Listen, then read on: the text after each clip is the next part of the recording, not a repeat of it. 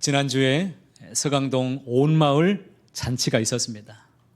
그 축제 가운데 우리 교회도 함께 이웃을 섬기는 일에 동참하게 되었습니다. 서강동 주민센터에서 주최하고 또 여러 단체에서 함께 협력하는 행사 자리였습니다.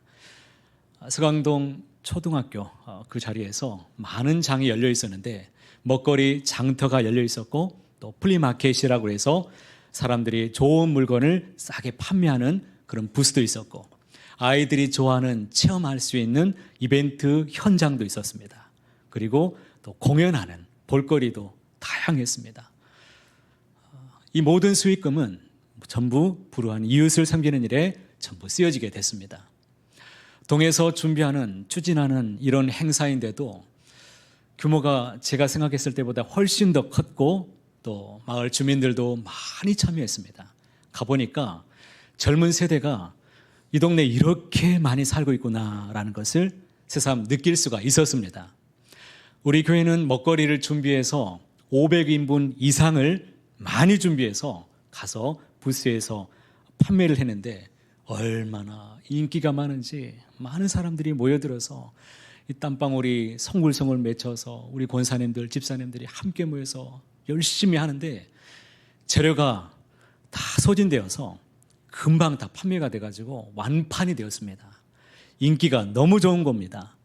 이런 좋은 행사를 또 마치고 진행하는 것을 보면서 제 마음 한켠에 스치는 생각들이 있었습니다. 이전에 교회들이 많이 했던 일들을 이제는 세상에서 이렇게 많이 하고 있구나. 교회가 세상에서 많이 했던 일들을 이제는 점점 줄어들고 있구나. 이런 생각들이 불현듯 스쳐 지나갔습니다. 우리 교회가 창립 71주년을 맞았습니다. 그리고 우리 교회는 이제 100년을 향해서 달려가는 그런 교회입니다. 이 교회를 위해서 그동안 헌신하고 눈물로 섬겨왔던 그런 많은 분들의 수고와 노력 덕분에 우리 교회가 지금처럼 이렇게 평안하고 든든히 서가는 교회가 된 줄 믿습니다. 그러면서 제 마음속에 하나님께서 꿈을 꾸시는 교회, 주님이 이루시길 원하시는 교회의 모습이 무엇일까? 한 주간 주님께서 주시는 마음을 가지고 묵상하고 돌아보는 시간을 갖게 되었습니다. 여러분은 우리 교회가 어떤 교회가 되기를 원하십니까? 각자가 꿈을 꾸는 교회의 모습이 아마 다 있으실 것입니다. 그런데 우리 하나님께서도 교회를 향하신 꿈을 꾸신다는 것을 알고 계십니까?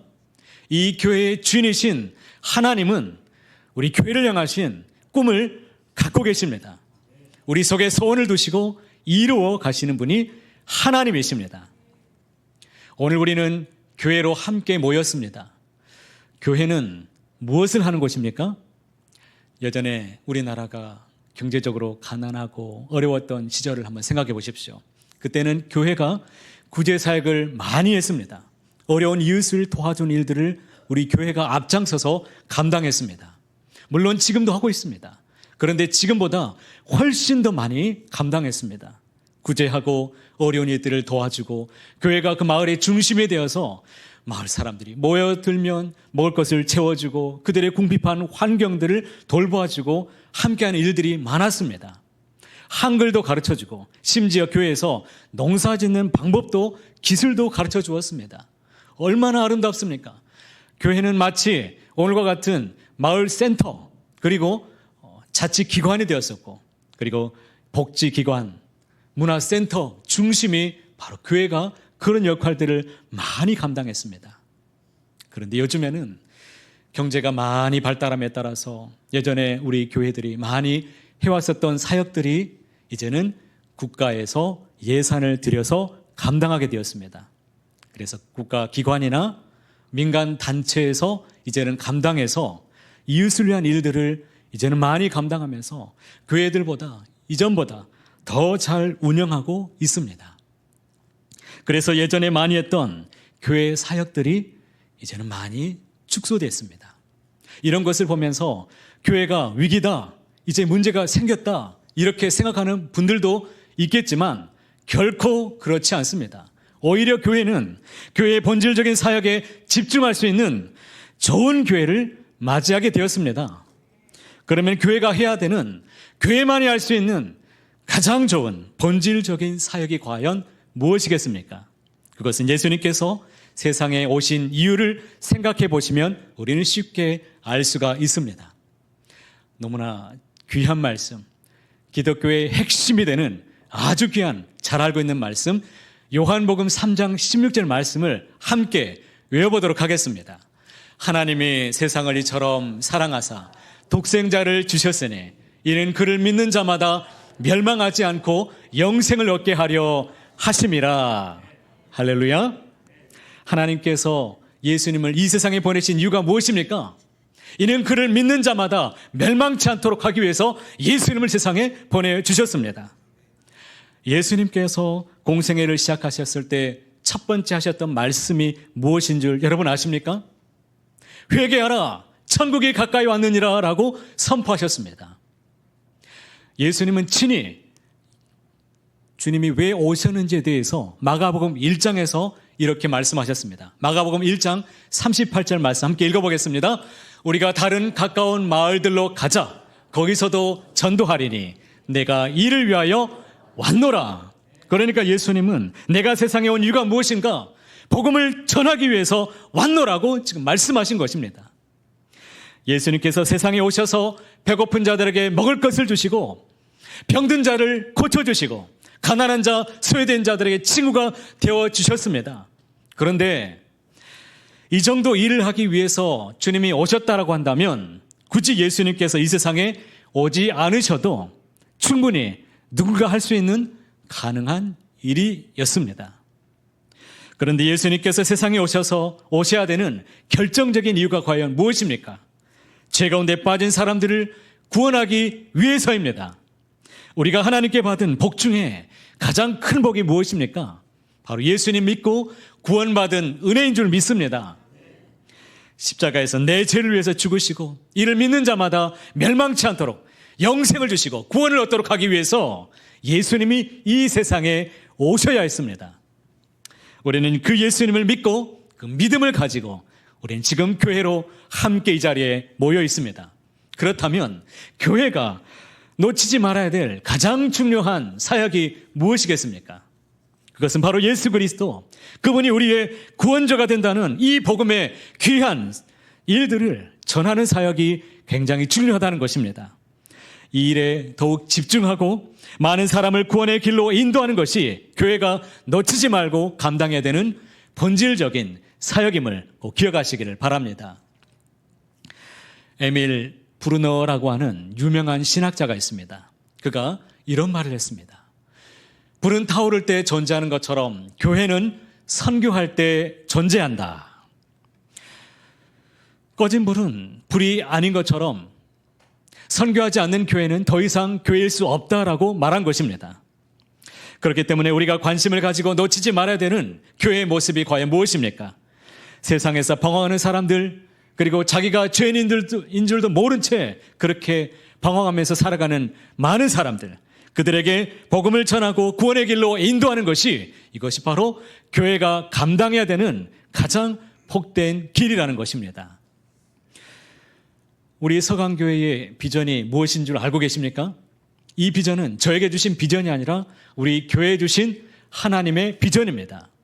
비전이 무엇이냐면 누구라도 물어보면 누구라도 답변할 수 있는 것이 바로 비전이어야 됩니다. 자, 우리 교회의 비전이 무엇입니까?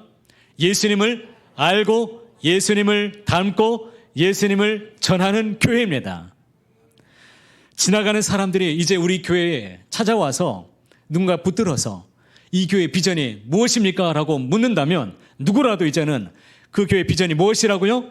예수님을 알고 예수님을 닮고 예수님을 전하는 교회라고 이제는 말하실 수 있기를 바랍니다. 지상에 있는 모든 목회자들은 자기 꿈을 이루기 위해서 목회하는 것이 아닙니다. 예수님의 목회를 지향하고 그 꿈을 이루기 위한 목회를 감당해야 됩니다. 우리 예수님께서 이 땅에서 오셔서 이루기 위해서 가지셨던 그 꿈, 많은 사람들이 구원을 받고 영생을 누리기 위한 참된 복음, 이 놀라운 복된 소식을 전하기 위해서 오셨던 이 놀라운 일들을 우리가 감당해서 복음을 전하는 성령으로 충만한 교회, 말씀이 가득한 교회, 성령으로 호흡하고 쉼을 누리는 교회, 평안이 넘치는 교회가 될 수 있기를 간절히 소망합니다. 오늘 말씀을 통해서 우리가 꿈꿔야 되는 교회의 또 다른 모습을 볼 수가 있는데, 그것은 아름다운 사랑의 공동체를 이루는 교회입니다. 47절 말씀 보시면 초대교회는 사람들로부터 칭송을 받았습니다. 칭송을 받았다는 것은 칭찬을 받았다는 것입니다. 사람들이, 어떤 사람들이냐면 교회 다니지 않는, 교회 밖에 있는 사람들이 교회 다니는 사람들을 보고 칭찬했다는 것입니다. 그러면 그 사람들이 무엇을 칭찬했다는 것입니까?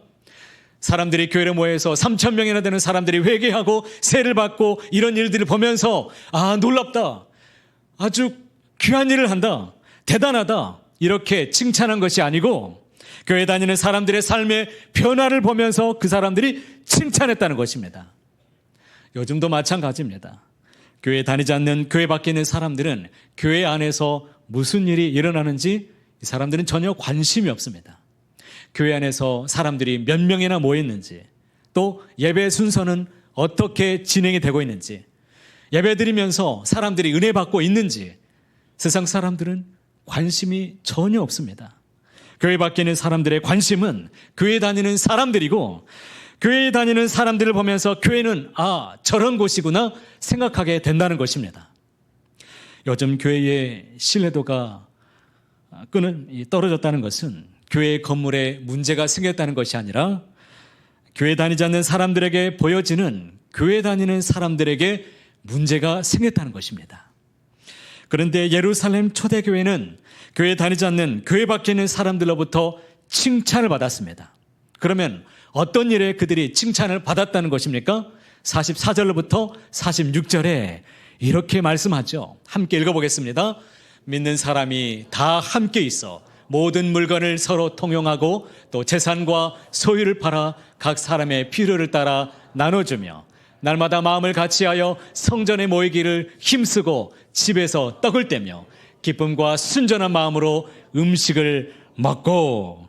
믿는 사람들이 자기의 물건을 자기 것이라고 주장하는 사람들이 없었습니다. 서로 내어주고 없는 사람들을 위해서 오히려 베풀고 사용하고 나누어주고 도와주고 섬겨주면서 교회는 부족함이 없었다는 것입니다. 얼마나 놀랍습니까? 우리가 이 본문을 읽을 때에도 참 놀랍고 감동적인데, 당시에 교회 다니지 않는 사람들이 보았을 때는 감동적인 수준이 아니라 충격적인 일이었습니다.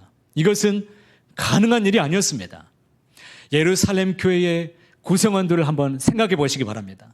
구성원들은 유대인만 있었던 것이 아니라 이방인들도 있었습니다. 남자도 있었고 여자도 있었고 부자도 있었고 가난한 사람도 있었고 배운 사람도 있었고 못 배운 사람도 있었습니다. 심지어 주인도 있었고 종도 있었습니다. 우리가 생각했을 때 이 사람들이 쉽게 섞일 수 있는 사람들입니까? 쉽게 섞일 수 있지 않고 교회가 문제가 발생할 수 있는 그런 구조를 가지고 있었습니다. 그런데 문제가 발생하지 않고 오히려 문제가 풀렸습니다. 오히려 따뜻한 사랑의 공동체가 이루어질 수 있게 되었다는 것입니다. 이 모습을 보고 교회 밖에 있는 사람들이 놀라고 감동받으면서 어떻게 이럴 수 있을까? 나도 그 모임 속에, 이 공동체 안에 속하고 싶다, 이런 마음을 가지고서 제발로 교회에 찾아오는 공동체가 되었다는 것입니다. 그러니까 예루살렘 초대교회의 모습은 복음을 잘 전해서 구원받은 사람들이 날마다 더해졌고, 그 사람들이 교회 안에서는 세상에서 볼 수 없는 아름다운 사랑의 공동체를 이루었고, 그 사람들의 모습을 보고 교회 다니지 않는 사람들이 감동을 받고 스스로 교회에 찾아와서 부흥하는 교회가 되었다는 말씀입니다. 이 정도 교회라고 한다면 우리가 꿈꿀 수 있는 이 교회의 모습이 있지 않겠습니까?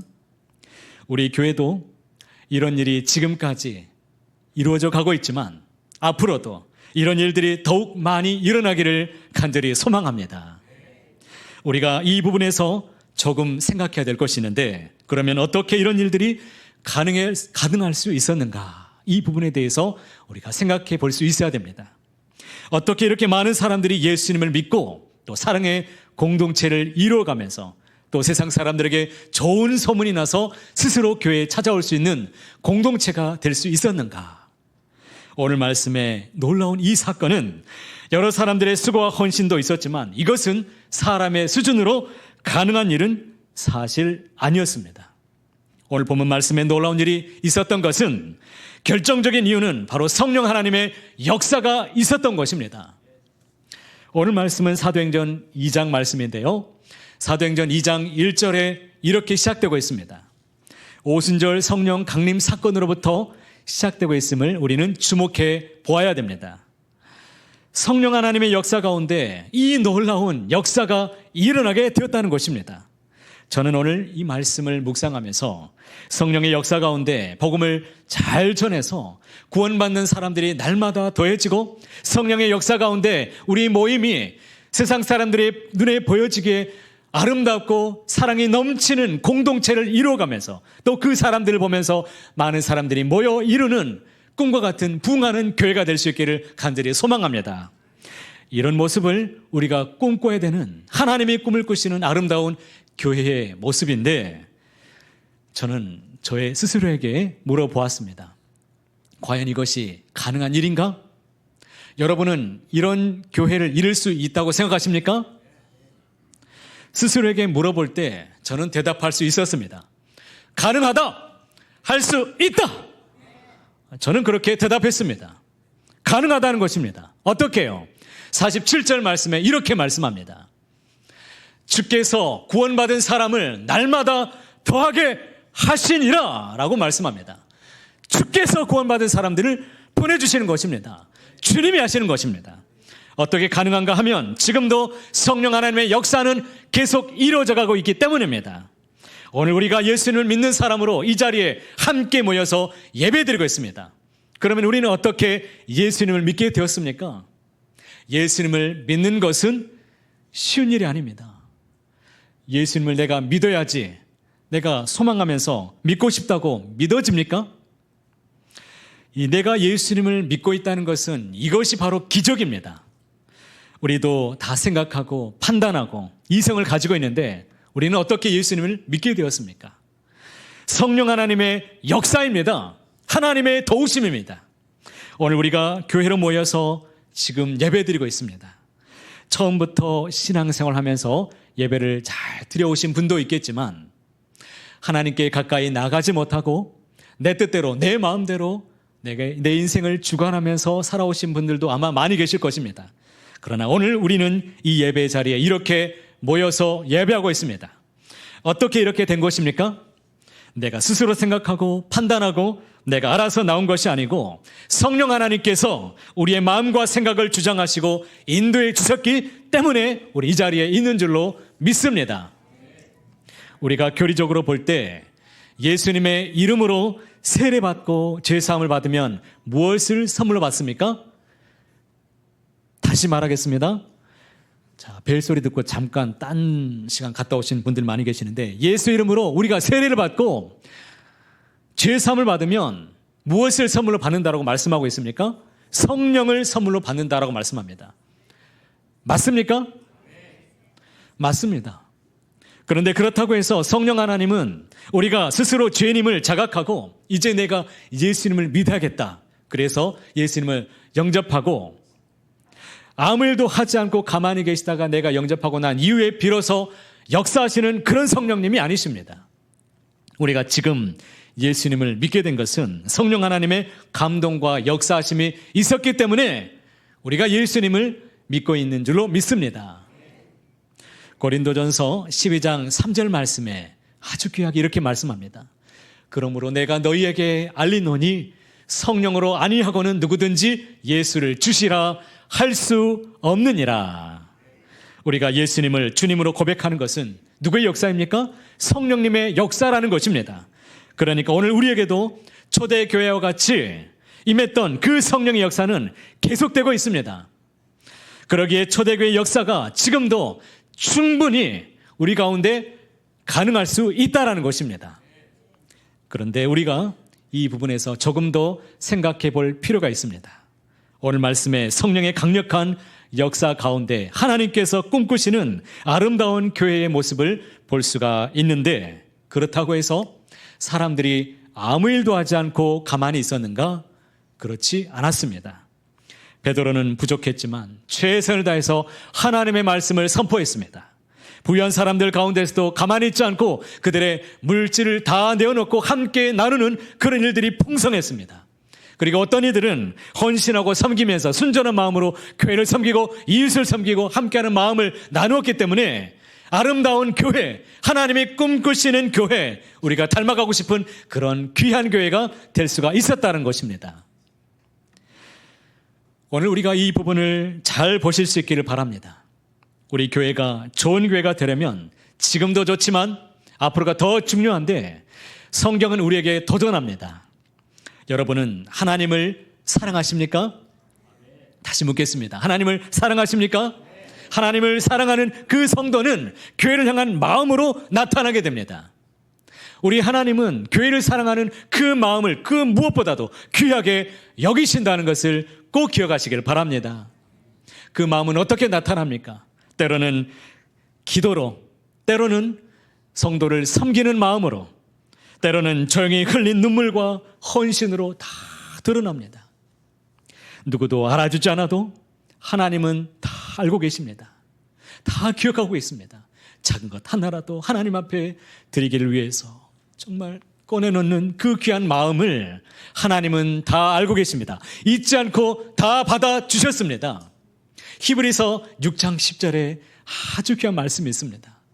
하나님은 불의하지 아니하사 너희 행위와 그의 이름을 위하여 나타낸 그 사랑으로 이미 성도를 섬긴 것과 이제도 섬기고 있는 것을 잊어버리지 아니하시느니라. 아멘. 우리 하나님께서 그 사랑을, 성도들을 어떻게 섬기고 있는 것을 또 다 잊어버리지 않고 받아주셨다는 것입니다. 여러분의 사랑이 모여서 교회는 따뜻해지고, 여러분의 헌신을 통해서 교회는 평안하여 더욱 든든히 세워져 가고 있습니다. 우리의 사랑으로 그 사랑이 벽돌 한 장 한 장에 되어서 아름다운 성전을 이루게 되었습니다. 하나님이 쓰시는 그 사람은 교회를 사랑하는 그 사람들입니다. 그러니 더욱 뜨겁게 교회를 사랑하시기 바랍니다. 그것이 바로 하나님 나라를 세우는 가장 복된 길인 줄을 믿으시길 바랍니다. 우리가 인생을 살아가는 동안에 어려운 일들을 만날 수 있습니다. 원치 않은 일들을 당할 수 있습니다. 그리고 내가 감당할 수 없는 그런 일들을 만날 수 있을지 모르겠지만, 그러나 좋은 교회를 통해서 함께 예배하고 함께 모여서 기도하고 함께 믿음을 격려하면서 신앙생활을 같이 할 수 있다면 우리는 우리 개인의 인생의 모든 문제를 우리는 해결할 수 있고 풀 수 있습니다. 개인의 문제뿐만이 아니라 국가적인 위기의 상황이 있다 할지라도 교회가 바로 서게 된다면 문제를 풀 수 있습니다. 그러니 교회가 중요합니다. 하나님은 교회를 소망을 두시고 일하시기 때문입니다. 그러니 여러분, 이제는 교회를 손님처럼 왔다 갔다 하지만 마시고 이 교회를 향하신 하나님의 마음을 품으시고 초대교회 같은 그런 교회를 꿈을 꾸시면서 함께 기도하게 되시길 바랍니다. 같은 마음, 같은 뜻을 가지고 헌신하며 하나님 앞에 드려지는 인생 되시길 바랍니다. 하나님께서 반드시 이루어 주실 것입니다. 하나님께서 꿈꾸시는 교회, 성령으로 충만한 교회, 말씀이 살아있는 교회, 하나님과 함께 호흡하는 교회, 사랑이 흘러넘쳐서 성도의 교제가 생명력이 넘치는 교회, 이웃을 섬기는 교회, 소문난 아름다운 교회, 서강 장로교회, 하나님이 부르시는 그 사람들이 모여서 붕의 역사를 이뤄가는 초대교회 같은 아름다운 교회가 되기를 간절히 소망합니다. 바라기는 하나님이 꿈꾸시는 그 교회를 함께 이뤄가는 저와 여러분 모두가 다 되어주시기를 간절히 소원합니다.